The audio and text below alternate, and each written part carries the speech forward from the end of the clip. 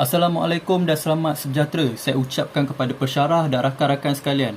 Saya Muhammad Farhan bin Muhammad Siddiq A17665 ingin membawakan anda sebuah tajuk iaitu tanggungjawab media massa dalam penanganan COVID-19.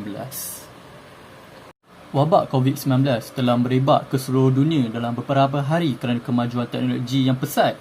Dan selain daripada itu, perubahan global dari mengubah epidemik kepada pandemik dalam sekelip mata telah menyebabkan perkara ini sukar dikawal dan sukar untuk dibendung dalam masa yang singkat. Jadi pada era sekarang ini, media telah menjadi sumber yang kuat dan berpengaruh dalam mengawal faktor penyakit dengan pelbagai cara. Oleh kerana keluasan dan kepelbagaian media yang berlainan jenis, ia boleh memainkan peranan positif maupun negatif. Jadi dalam COVID-19 ini, media telah membawa kepada satu campuran unik dalam pelbagai bentuk sumbangan. Berikut adalah beberapa perkara yang harus dilakukan oleh media dalam mencegah wabak ini daripada merebak untuk dikawal, selain dalam memainkan peranannya secara berkesan dan praktikal. Antara peranan tanggungjawab media massa dalam membendung penanganan COVID-19 ini ialah menjadi salah satu alat komunikasi kesihatan awam. Bagaimana itu? Hanya maklumat yang berkaitan dengan panduan WHO iaitu World Health Organization atau Kementerian Kesihatan Malaysia KKM yang dibenarkan untuk disiarkan di kumpulan sosial atau disiarkan di televisyen sahaja. Selain daripada itu, setiap sumber media harus mempunyai cara menghubungkan orang ke sumber yang boleh dipercayai. Contohnya, rakyat akan menonton siaran langsung di televisyen iaitu daripada Majlis Keselamatan Negara untuk mendapatkan maklumat-maklumat lanjut tentang COVID-19 dan keselamatan negara. Dan media juga harus bertindak sebagai satu jambatan bagi orang yang memerlukan di pelbagai pelusuk di negara, sama ada di bandar maupun di luar bandar. Selain daripada menjadi alat komunikasi kesihatan awam, media juga boleh berperanan sebagai satu platform pendidikan kesihatan. Mengapa? Media boleh mengajar masyarakat dalam menjaga penjarakan sosial, iaitu menjaga penjarakan sebanyak 1 meter di antara satu individu ke satu individu, serta kepentingan-kepentingan dalam menjaga penjarakan sosial ini supaya rakyat dapat mengamalkannya. Selain itu, media juga boleh memberitahu cara-cara pemakaian topeng muka dengan betul dan tepat supaya ia dapat menjadi satu dorongan kepada rakyat untuk memakai topeng muka dengan lebih berkesan dan efektif. Dan di samping itu, penggunaan perkhidmatan pendidikan diberikan kepada kanak-kanak dari setiap peringkat umur. Tidak kisahlah daripada umur seusia 6 tahun sehinggalah dewasa. Dan platform media sosial juga menjadi satu untuk memastikan tenaga positif berjalan di kalangan orang dan memastikan kepatuhan terhadap kesihatan awam serta langkah-langkah yang dapat dilakukan. Selain daripada menjadi alat kesihatan awam dan platform pendidikan kesihatan, media juga berperanan penting dalam sebagai satu strategi untuk menjaga penjarakan sosial.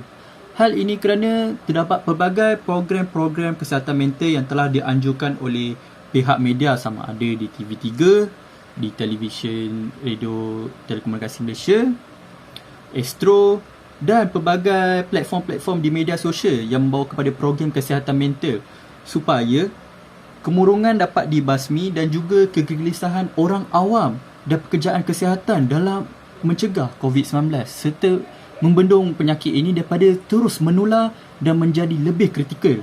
Jadi, video seperti relaksasi untuk menjaga kesihatan fizikal dan mental telah banyak media keluarkan dan dengan kerjasama pihak Astro supaya rakyat akan lebih tenang dalam menghadapi COVID-19 ini untuk berada di rumah dan sentiasa dalam keadaan selamat. Selain daripada itu, media juga menjadi satu perkhidmatan pendidikan kepada kanak-kanak supaya sentiasa menjaga penjarakan sosial daripada. Akhir sekali, media massa juga menjalankan satu tanggungjawab dalam menguruskan infodemik. Dalam pengurusan infodemik, media telah menjadi satu maklumat ataupun satu platform di mana rakyat akan mendapatkan informasi-informasi mengenai COVID-19. Jadi, media massa perlu mengawal khabar angin dan maklumat yang salah dan palsu daripada terus merebak, kerana ia adalah satu tindakan yang signifikan bagi rakyat tidak akan terpedaya dengan maklumat-maklumat yang tidak sahih dan palsu daripada terpedaya dengan perkara-perkara tersebut. Jadi pihak berkuasa juga perlu menangani ketakutan, kebimbangan dan persepsi serta kegelisahan orang ramai dalam merancang satu pertanyaan atau soal jawab di antara individu mengenai apa-apa sahaja persoalan. Namun, ini hanya dapat dilakukan sekiranya penggunaan media yang bertanggungjawab di mana cek dan imbang yang betul dapat dilaksanakan dengan sempurna. Selain itu, media juga boleh berperanan untuk mencegah penyebaran khabar angin dan mengakhirkan stigmatisasi mereka yang terjejas oleh COVID-19.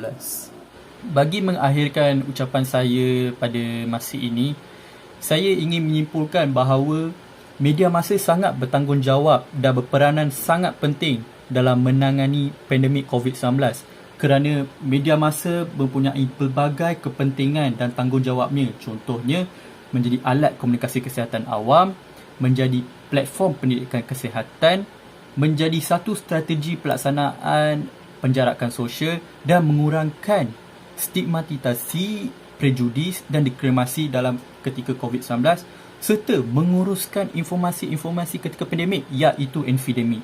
Jadi kita sebagai rakyat perlulah bekerjasama dengan pihak media supaya menggunakan platform media ini secara bertanggungjawab dan cuba untuk mengurangkan kadar-kadar khabar angin daripada terus berleluasa dengan menilai kesahihan sumber berita tersebut. Terima kasih.